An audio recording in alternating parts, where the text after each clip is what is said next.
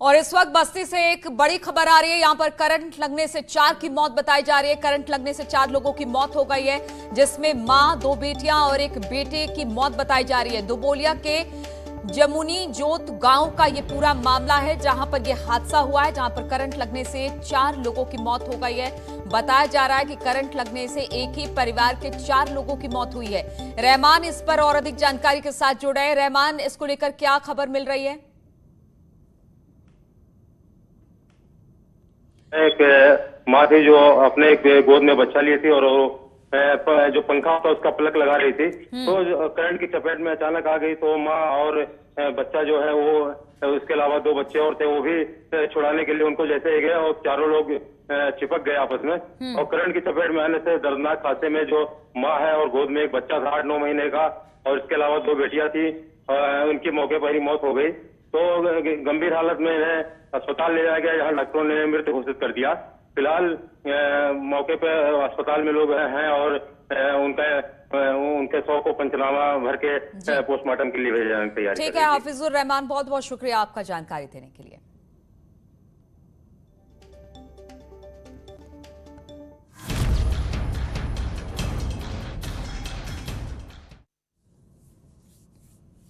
नमस्कार, मैं हूं नीलू। तो उत्तर प्रदेश में 4.5 साल का कार्यकाल पूरा होने पर मुख्यमंत्री योगी आदित्यनाथ ने प्रेस कॉन्फ्रेंस की और सरकार का रिपोर्ट कार्ड पेश किया। सीएम ने कहा कि पिछले 4.5 साल में उत्तर प्रदेश में सुरक्षा और सुशासन के क्षेत्र में उपलब्धियां हासिल की, जिसका नतीजा है कि देश और दुनिया में उत्तर प्रदेश का नाम अब आगे चल रहा है। परसेप्शन इसको लेकर बदला है। पिछली सरकार में हर तीसरे चौथे दिन एक दंगा होता था, लेकिन बीजेपी सरकार में 4.5 साल के दौरान एक भी दंगा नहीं हुआ। पहले माफियाओं को सत्ता का संरक्षण मिलता था, लेकिन हमारी सरकार ने माफियाओं के खिलाफ कानून के दायरे में सख्त कार्रवाई की। माफियाओं की 1800 करोड़ की संपत्ति जब्त की हमने। सीएम ने दावा किया कि उनकी सरकार ने 4.5 सालों में 4.5 लाख युवाओं को सरकारी नौकरी दी। राज्य में 3 लाख करोड़ का निवेश हुआ, जिससे करीब 1 करोड़ 10 लाख लोगों को रोजगार मिला। वहीं राम मंदिर को लेकर सीएम ने कहा कि यह हमारा सौभाग्य है कि हमारे कार्यकाल में अयोध्या में भव्य मंदिर का निर्माण हो रहा है। पहले बीजेपी पर मंदिर निर्माण की तारीख न बताने के आरोप लगते थे।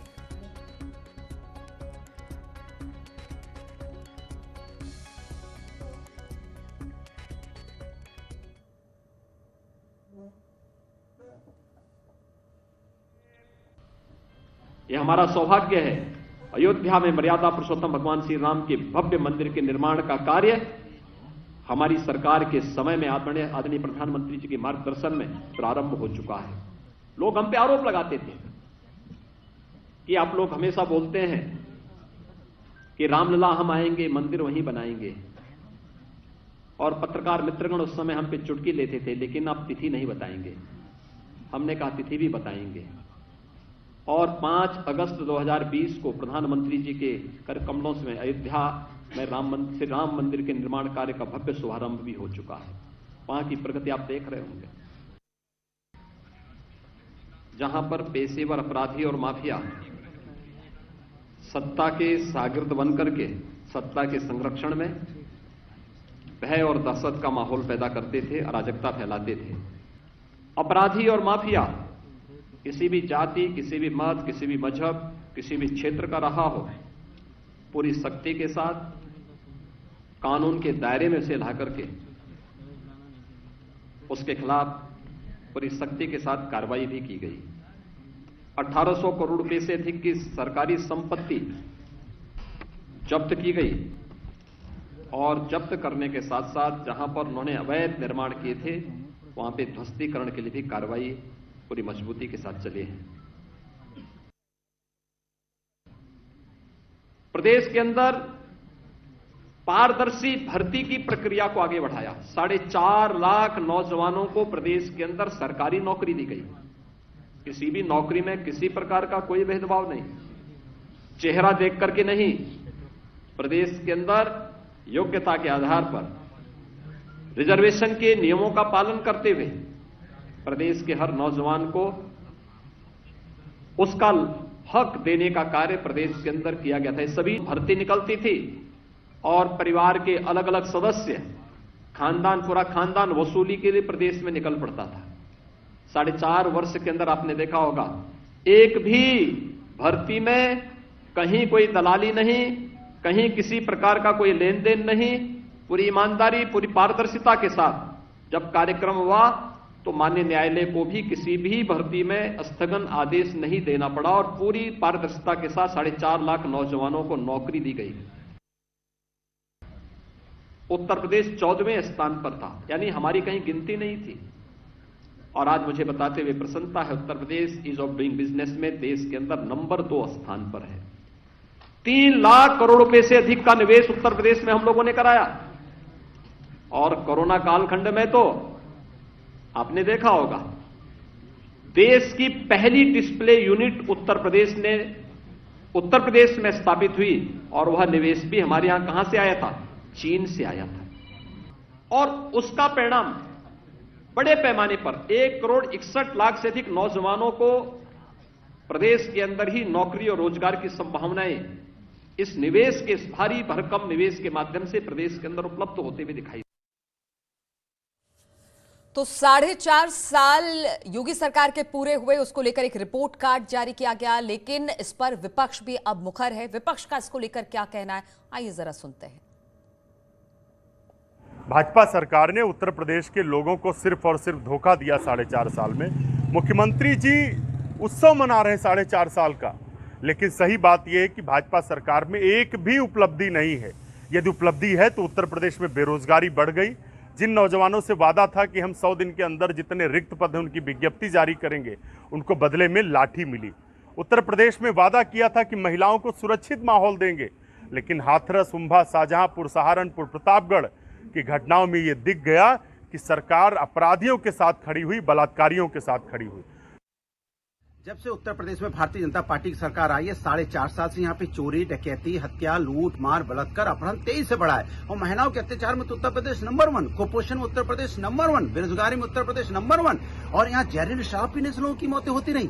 कोविड काल में लोग ऑक्सीजन समय से नहीं मिलने पे तड़प तड़प के मर गए, परिवार बर्बाद हो गए। बच्चों की लगातार मौतें हो रही है, माँ की गोदें सूनी हो रही है और सरकार को चिंता नहीं।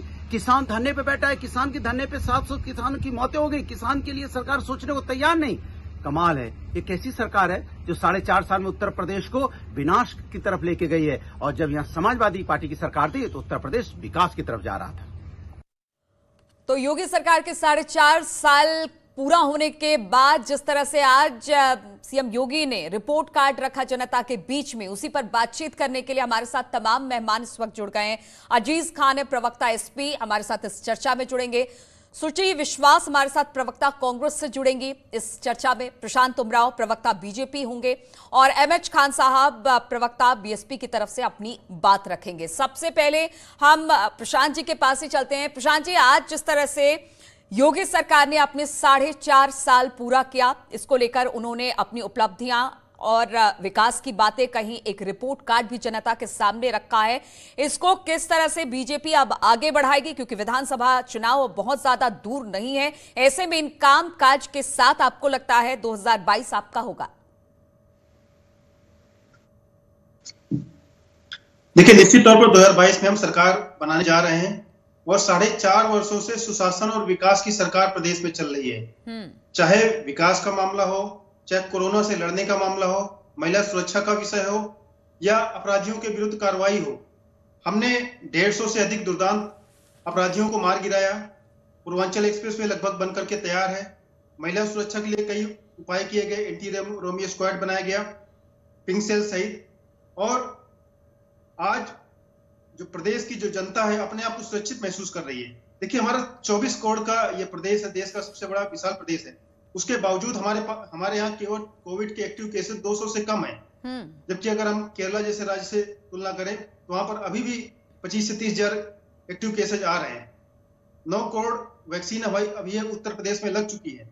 तो इसके जो रिपोर्ट कार्ड माननीय मुख्यमंत्री जी ने पेश किया, उसके आधार पर और जो 4.5 साल में जो संगठन और सरकार ने मिलकर जो अभूतपूर्व कार्य किए हैं, उससे निश्चित तौर पर हम आशान्वित हैं और श्योर हैं कि हम प्रचंड बहुमत से सरकार अगले 2022 में बनाने जा रहे हैं। ठीक है, अजीज खान साहब बीएसपी से प्रवक्ता हमारे साथ जुड़े हुए हैं। अजीज खान साहब, आज जिस तरह से सीएम ने अपने रिपोर्ट कार्ड, जो 4.5 साल का विकास का एक मॉडल था, उस विकास के रास्ते उन्होंने कहा कि हम आगे बढ़े, और आज प्रदेश की बात की जाए, उत्तर प्रदेश की बात की जाए, तो देश में उत्तर प्रदेश का परसेप्शन चेंज हुआ है।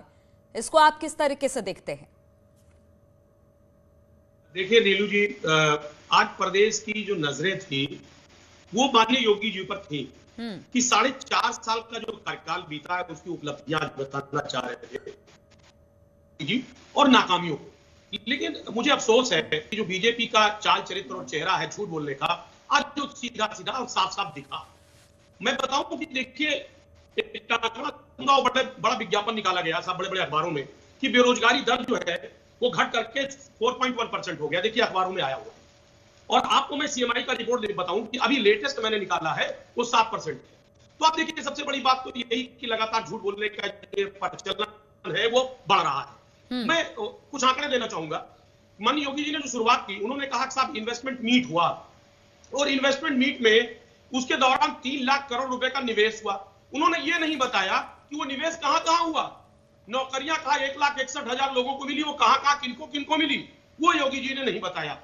योगी जी ने ये नहीं बताया कि साहब 6 एम्स जो बनाने का वादा किया था कहां बनाया, 70 लाख नौकरियां कहां दी। उन्होंने कहा था कि साहब 25 मेडिकल कॉलेज बनाएंगे, कहां बनाया। उन्होंने कहा था हर जिले में एक इंजीनियरिंग कॉलेज होगा, ये नहीं बताया कि बनाया कि नहीं बनाया। उन्होंने कहा था 10 अंतरराष्ट्रीय स्तर का यूनिवर्सिटी बनाएंगे, वो नहीं बताया। मैं बताना चाहता हूं, सब किसानों पे बात की, कहा साहब बहुत भुगतान कर दिया, 1,41,000। ठीक है, इन आंकड़ों पर भी आएंगे अजीज साहब, इन आंकड़ों पर भी आएंगे, लेकिन एमएच खान साहब प्रवक्ता बीएसपी भी हमारे साथ जुड़े हुए हैं। एमएच खान साहब, आज जिस तरह से सीएम योगी ने अपने जो 4.5 साल के कार्यकाल का लेखा जोखा रखा, उन्होंने कहा कि परसेप्शन हमने चेंज कर दिया। उत्तर प्रदेश का जो परसेप्शन था, कभी इसे याद भी नहीं किया जाता था, आज कई मामलों में ये नंबर 1 पहुंच गया है। तो यहां पर बीएसपी इसको लेकर क्या सोच रही है?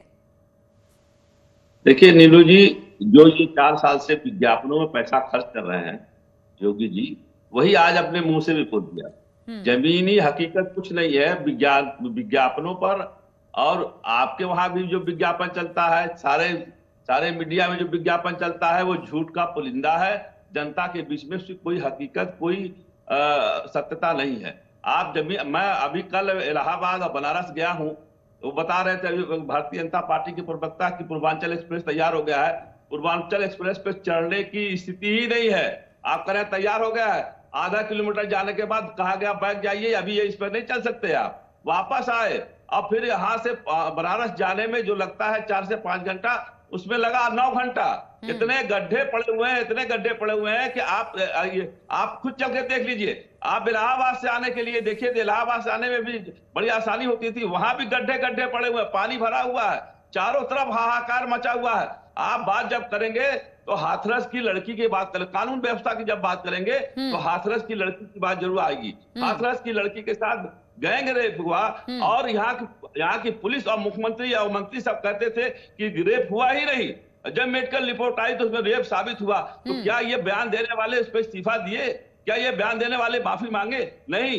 2:30 बजे रात में पेट्रोल छिड़क करके उस दलित लड़की को जो है हिंदू मैथोलॉजी के खिलाफ आग लगा दी गई। ये पूरी दुनिया ठीक है, इसका जवाब बीजेपी प्रवक्ता से ले लेंगे। ठीक है एमएच खान साहब, अभी हम चर्चा को और इस पर आगे लेकर जाएंगे, बात करने का बहुत वक्त है हमारे पास, लेकिन शुचि विश्वास जी भी हमारे साथ, कांग्रेस की प्रवक्ता हैं, वो भी जुड़ गई हैं। शुचि जी, अगर 4.5 साल के पूरे कार्यकाल को योगी सरकार के देखे हम, तो उन्होंने तो अपना रिपोर्ट कार्ड रख दिया, लेकिन आप लोगों की तरफ से इसको किस तरह से देखा जा रहा है? कांग्रेस, चूंकि चुनाव है 2022 के, जनता के सामने उन्होंने तो अपना लेखा जोखा पेश कर दिया है। देखिए, डेटा मैनिपुलेशन और लैक ऑफ लीडरशिप के अलावा उत्तर प्रदेश की योगी आदित्यनाथ सरकार की कोई उपलब्धि है, ये संदेहास्पद है। बल्कि केंद्र में यूपीए सरकार की योजनाओं के शिलान्यास और प्रदेश में अखिलेश सरकार की योजनाओं का फीता काटना, इसके अतिरिक्त अगर 9 इंची का कोई ईटा, कैनवा या फोटोशॉप छोड़ दीजिए, गूगल प्ले स्टोर पर कुछ बनाया हो तो भले ही बनाया हो, धरातल पर तो किसी प्रकार की कोई व्यवस्था नहीं। 33 करोड़ का दिया जलाया था, ब्रज में हुआ मनाया था, बाकी अहंकार है, हठ धर्मिता है, आंकड़ों की बाजीगरी है, बहती हुई लाशें हैं और एनसीआरबी के टॉप मोस्ट आंकड़े हैं। लेकिन अब चूंकि अहंकार और हठधर्मिता चरम पर है, अंग्रेजों से माफी मांग सकते थे लेकिन किसानों पे नहीं। भले ही गाजीपुर बॉर्डर पे गुंडाई करने के लिए पहुंचे, तो अब चूंकि कुछ किया नहीं है तो सरकार अब्बा अब्बा कर रही है। ठीक है, पोलराइजेशन इसकी पहचान है। और बिल्कुल। तो जिस विकास की बात, विकास क्योंकि एक नारा दिया, सबका साथ सबका विकास और सबका विश्वास, उसको जीतने में कितनी कामयाब रही है, और सबसे बड़ी बात है विकास के रास्ते उत्तर प्रदेश को आगे लेकर जा रही है। ये तमाम बातें आज रखी, तो इस पर ब्रेक के बाद यहां पर जब लौटेंगे तो बात इसी पर होगी कि ये विकास कहां पर हुआ और जनता इसको किस तरह से देख रही है। रुकेंगे छोटे से ब्रेक के लिए।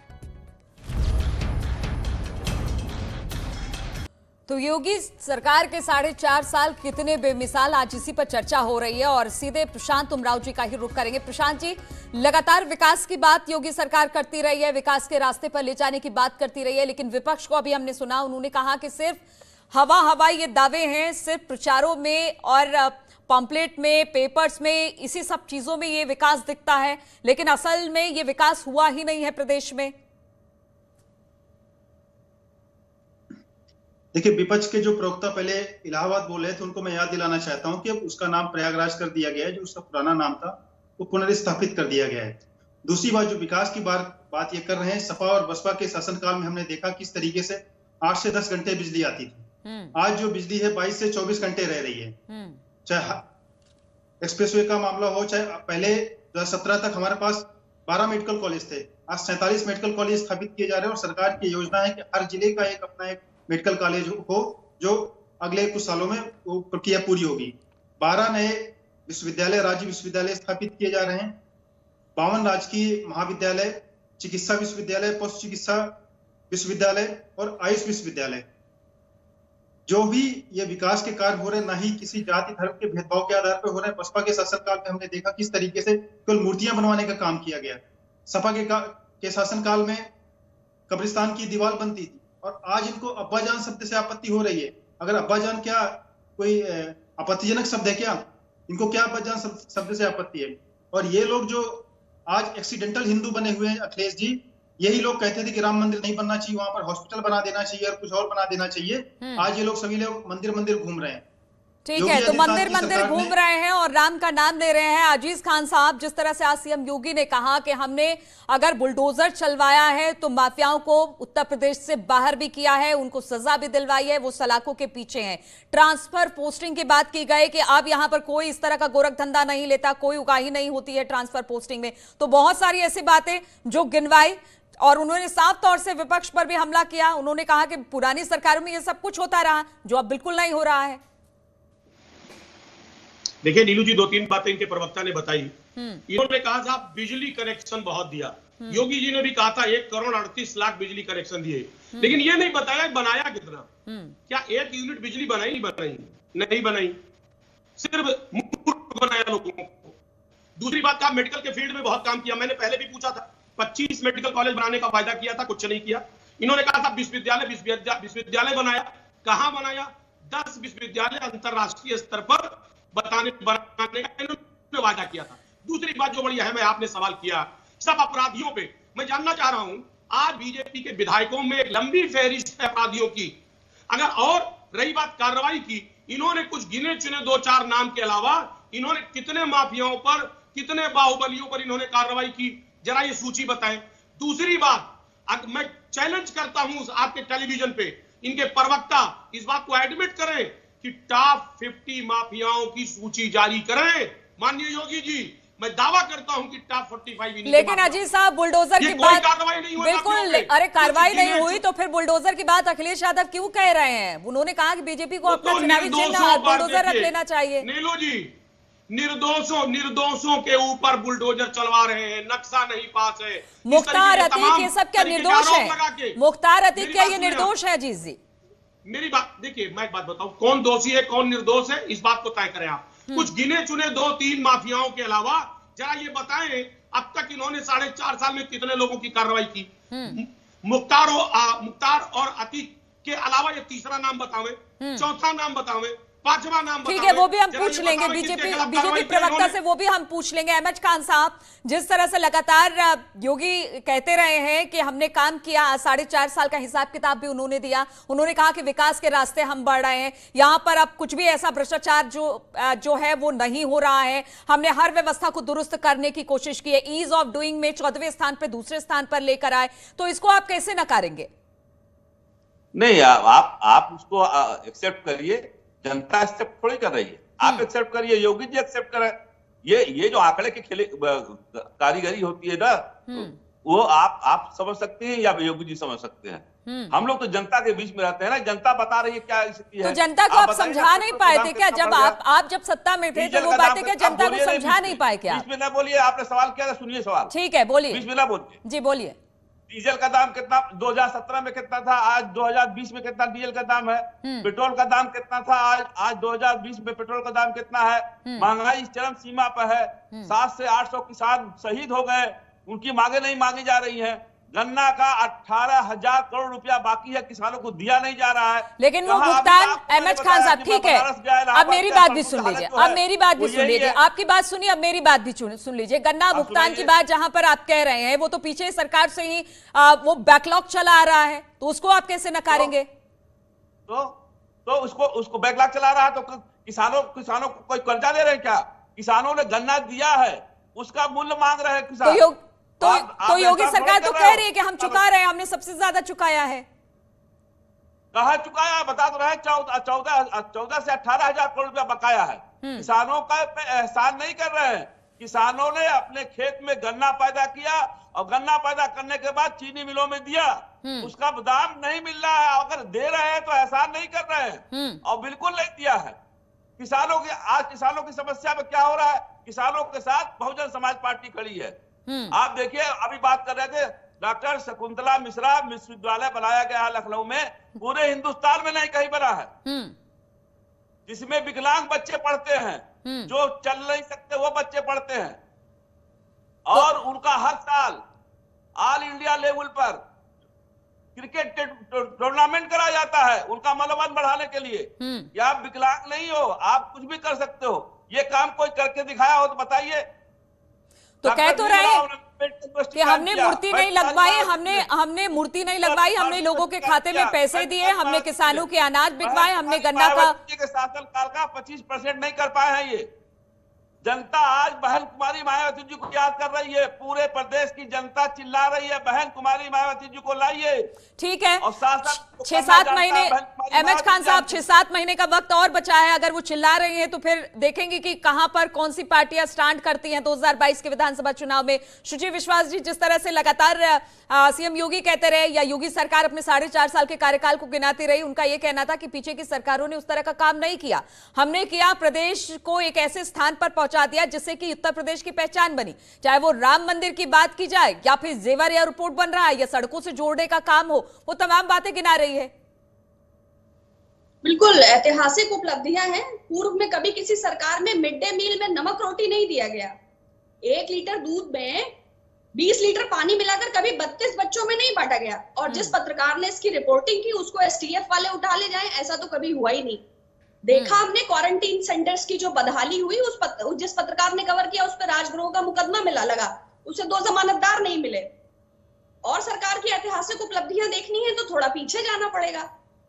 लेकिन स्मार्ट मीटर का घोटाला लीजिए, ऑक्सीमीटर किस रेट में खरीदा वो लीजिए, कोरोना की जो विफलता थी सुची जी, लेकिन ये भी कहा जाता है कि कांग्रेस के बड़े नेता कोरोना काल में कहीं दिखाई नहीं दिए, सड़कों पर उतरे नहीं, काम कहीं दिखा नहीं। अब जब चुनाव है तो बड़े नेता उत्तर प्रदेश में आ रहे हैं देखने के लिए। जब हमने सब कुछ अपने पटरी पर ला दिया, हम वैक्सीनेट कर रहे हैं लोगों को, हमने कोरोना से बेहतर तरीके से लड़ा। देखिए, इवेंट मैनेजमेंट करने से, टीका उत्सव मनाने से, चिता उत्सव के वीडियो वायरल हुए, पूरी दुनिया ने देखे। और रविशंकर प्रसाद जी या स्वास्थ्य मंत्री हर्षवर्धन पर ठीकरा फोड़ने से श्रीमान योगी आदित्यनाथ और आदरणीय श्री नरेंद्र मोदी की अयोग्यता पर पर्दा नहीं डाला जा सकता। तो कोरोना कुप्रबंधन के लिए सरकार जिम्मेदार है। जब उसे तैयारियां करनी थी तब ताली थाली घंटा बजा रहे थे। तो अयोग्य और अशिक्षित लोग जब सत्ता में हो तो जनता और क्या अपेक्षा करे। और हमने देखा कि 25-25 मिनट में सैकड़ों लोग ऑक्सीजन की कमी से तड़प तड़प कर मर गए। और उसके बाद सारी कार्यवाही मीडिया पर हो रही है, ना कि उस पर, ना सड़क पे गड्ढा मुक्त करने की बात की। आप देखिए गोंडा से बलरामपुर 2 घंटे का रास्ता है, 4-5 घंटा लगता है पहुंचने में। अभी 2 दिन पहले जो बारिश हुई, आपने स्मार्ट सिटी में नंबर 1 उत्तर प्रदेश के तमाम शहरों के हालात देखे होंगे। आधा चारबाग स्टेशन डूब गया था। आप कालीदास मार्ग, मुख्यमंत्री जहां स्वयं रहते हैं, वहां के 5 किलोमीटर एरिया का सर्वे कर लीजिए। प्रदेश की 24 करोड़ जनता के हालात आपको ज्ञात हो जाएंगे।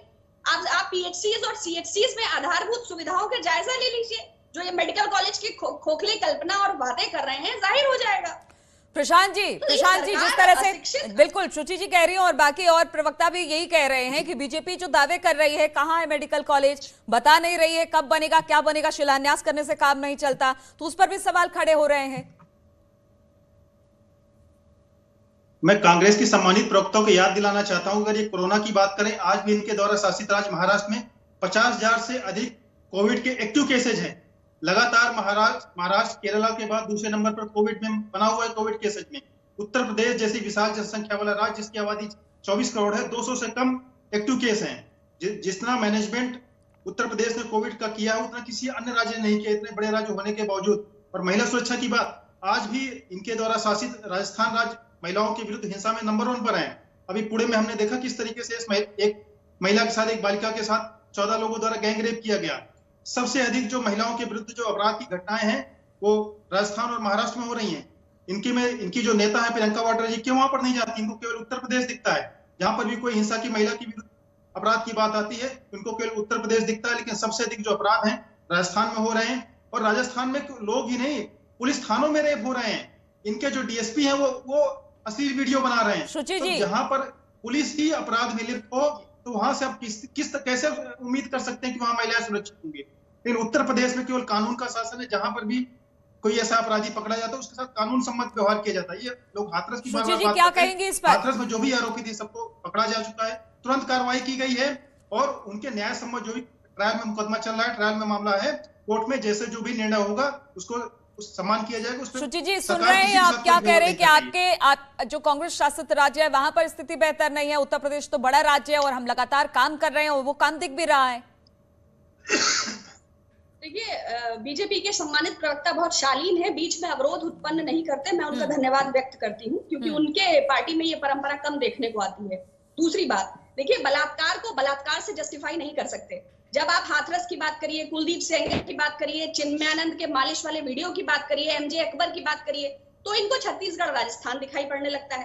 देखिए, कोरोना की त्रासदी में जो कालाबाजारी हुई, उसमें जो डीएस पाटिल इनके महाराष्ट्र के मिले और जो फडणवीस साहब जो रेमडेसिविर इंजेक्शन आए, उस कालाबाजारी का जो बाय एयर आए, उसमें उन्होंने खुद थाने में जाकर हंगामा किया। तो जो इनकी सरकार की संलिप्तता दिखी, बिल्कुल, तो पर बात करें। बिल्कुल, क्योंकि समय खत्म हो रहा है, अजीज साहब एक बहुत छोटा सा बस जवाब दे दीजिए कि किस तरह से अपनी पार्टी को प्रेजेंट 2022 में करेंगे, क्योंकि आप 4.5 साल के कार्यकाल के विकास के फॉर्मूले को सीएम योगी ने रख दिया है।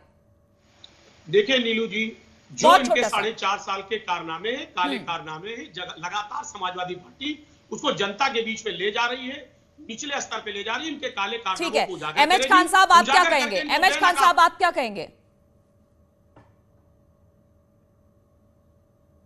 चलिए, लगता है एमएच खान साहब तक हमारा आवाज नहीं आ रही है। बहुत बहुत शुक्रिया आप सभी का हमारे साथ जुड़ने के लिए। तो 4.5 साल के कार्यकाल को पूरा कर लिया है, अपने कामों का लेखा जोखा योगी सरकार ने रख दिया। अब देखना होगा 2022 में इन कामों के जरिए किस तरह से वोट में तब्दील होती है, जो जनता है वो वोट देती है।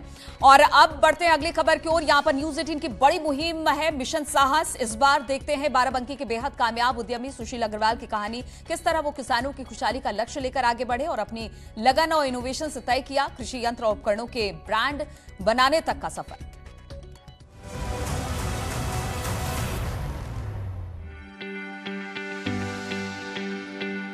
जब हौसले बुलंद हों और लगन सच्ची, तो हर मंजिल मिल ही जाती है। लगन की पूंजी से सफलता की बुलंदी छूने वाले ऐसे ही बेमिसाल एंटरप्रेन्योर हैं सुशील अग्रवाल। कृषि यंत्रों को मंगवाने के बजाय सुशील ने उनके निर्माण की योजना बनाई। उनका जुनून और जज्बा देखकर परिवार ने उन्हें सपोर्ट किया और फिर एक छोटी सी वर्कशॉप से सुशील ने शुरू किया अपना सफर।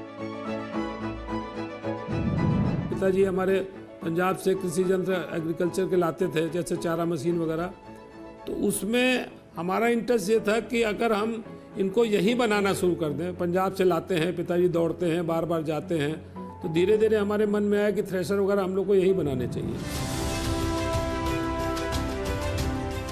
ये शुरुआत महज कृषि यंत्रों के निर्माण तक ही सीमित नहीं रही, बल्कि सुशील ने नए आइडियाज और इनोवेशंस के साथ मशीनों को बेहतर बनाने की कोशिश की। मेरे को शुरू से एक चीज़ का चोटती थी कि आज 15 साल हो गए हमारे यहाँ पंजाब से थ्रेशर आते हुए, जैसे तब चलता था वैसे ही अब भी बन रहा है, इसमें कोई चेंज नहीं आया और ऐसा स्वरूप बदला। थ्रेशर जो 1 कुंटल निकालता था उतने ही बंदे से, उतने ही हार्स पावर से वो 3 से 4 कुंटल तक की आउटपुट दाने की प्रति घंटा देने लग गया। सुशील अग्रवाल ने थ्रेशर और रीपर की उपयोगिता बढ़ाने की तमाम कोशिशें की, लेकिन हर बार कोई ना कोई मुश्किल सामने आ जाती।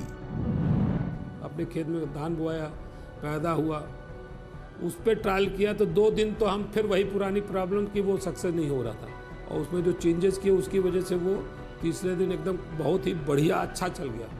नतीजा क्या हुआ, समाज को एक थ्रेशर रीपर मिल गया जिससे गेहूं भी कटता था और धान भी कटता था। जैसे जैसे कामयाबी का कारवां आगे बढ़ता गया, सुशील किसानों से मशीनों के बारे में फीडबैक लेकर उनकी दिक्कतों को दूर करते गए।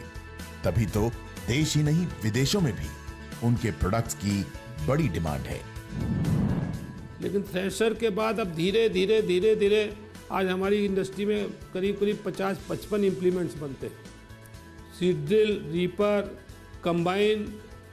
तो इस तरह से देखिए, कुदरत ने दिया, कुदरत ने बढ़ाया, लेकिन बिना मेहनत के कुदरत भी किसी को कुछ नहीं देती। किसानों की खुशहाली को अपनी असली उपलब्धि मानने वाले सुशील अग्रवाल की लगन, इच्छा शक्ति और साहस को हम करते हैं सलाम।